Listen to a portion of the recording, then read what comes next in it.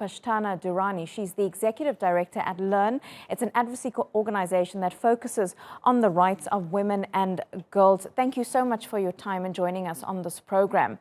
Now, the Taliban has said that women and girls can still get an education. Of course, though, they are imposing certain restrictions on that education, what classrooms will look like. There'll be no co-ed teaching, all of those types of restrictions.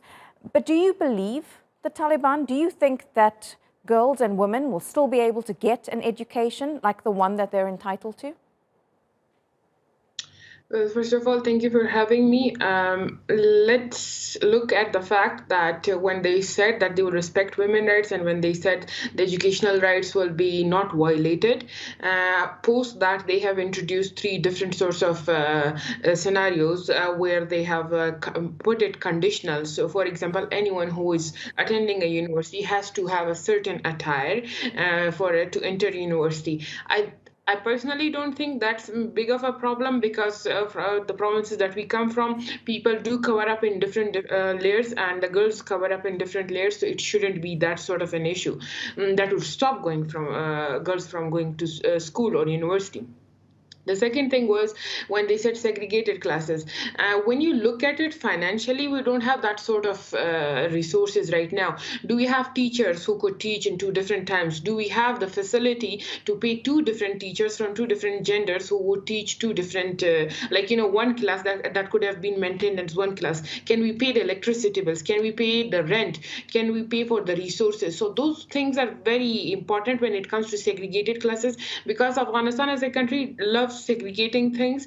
We have segregated public schools, and up until high school we have segregated schools. So I just find it amusing every time when we say segregated classes in university. If we had that option in the past, if we had that financial resources, we would have definitely done that. Then post that is the third thing, which is very alarming, when they say we will check the curriculum, we will only let them study whatever we feel like is important or whatever we feel like has that standard.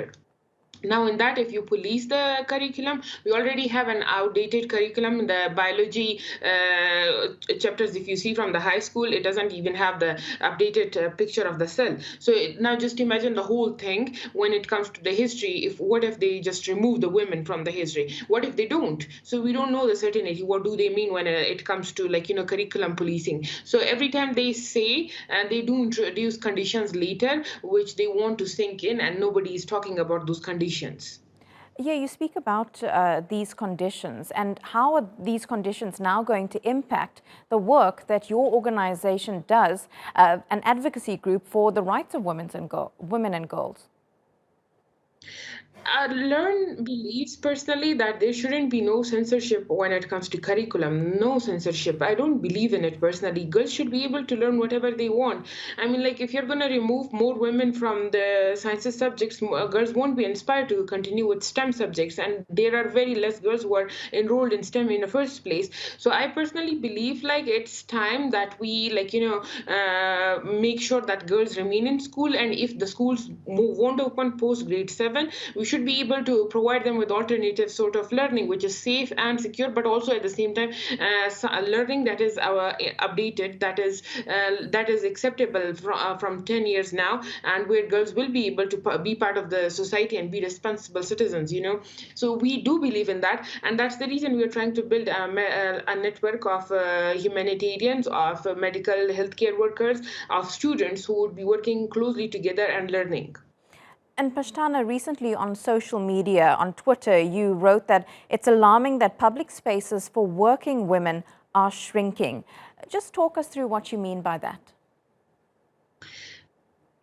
Every time when we look at the way everything is being policed, see, majority of the things we don't question it, but most of the things when it comes to women's rights, I find it very hard to believe. Last night, if you have seen this report on working rights from this Hashimi, or I don't remember his name, and he says women won't be able to work in banks and in media. So you are telling me girls who studied journalism, girls who studied accounting or finance or economy or BBA, they won't be able to continue with their dreams and jobs just because you came into power? That's wrong. You can't just shrink women from those spaces.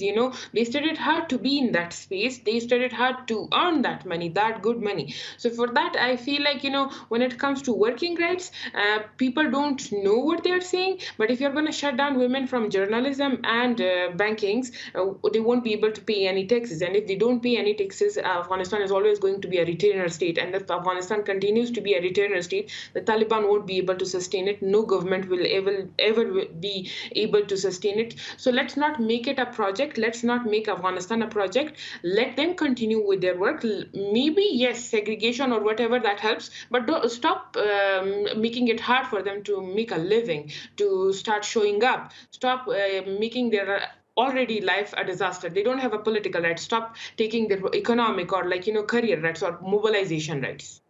Pashtana Durrani, really appreciate your insight and your take, speaking to us about the rights of women and girls in Afghanistan. Thank you so much.